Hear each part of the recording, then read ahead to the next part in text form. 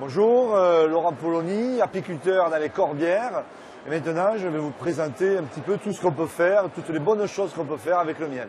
Alors le miel est un produit excellent, aussi bien sur le plan culinaire que sur le plan de la santé. On sait tous que le miel va soigner les maux de gorge, mais on sait peut-être un petit peu moins que sur une brûlure, sur une plaie, le miel sera un excellent antiseptique.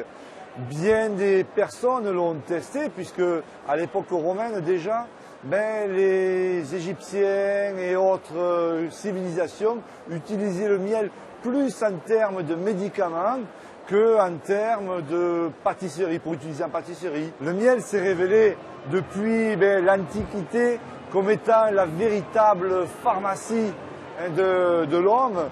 Tous les soldats qui partaient en guerre avaient avec eux une petite fiole de miel pour faire face à tous les petits bobos. Même des choses beaucoup plus importantes, telles que pour la conservation des aliments. Sur le plan culinaire, quelque chose qui est beaucoup plus agréable que les petits bobos, mais on va utiliser le miel de plusieurs façons.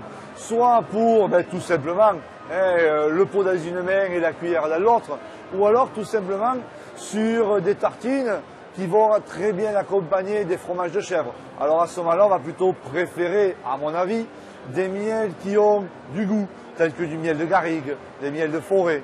Le miel peut également être utilisé tout simplement pour déglacer des magrets.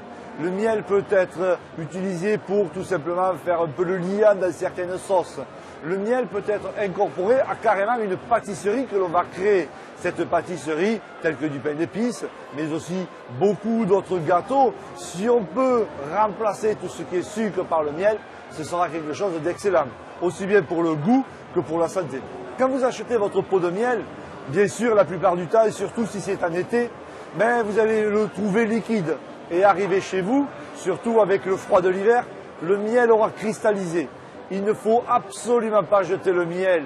Le miel est un produit qui est vivant, un produit qui va bouger, liquide au début, et grâce à différents sucres tels que le glucose qui compose le miel, il va cristalliser, il va durcir. C'est un phénomène normal et naturel. Alors il est clair que certains miels vont cristalliser rapidement, d'autres vont mettre beaucoup de temps, ou même carrément ne jamais cristalliser, comme par exemple le miel d'acacia.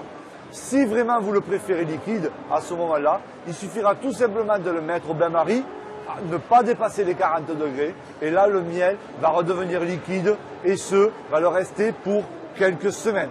Maintenant que vous en savez un petit peu plus sur le miel, libre à vous de le savourer, en n'oubliant pas que chaque miel peut avoir des goûts différents et à vous, en fonction de votre imagination et de votre goût, de l'utiliser selon vos bons vouloirs.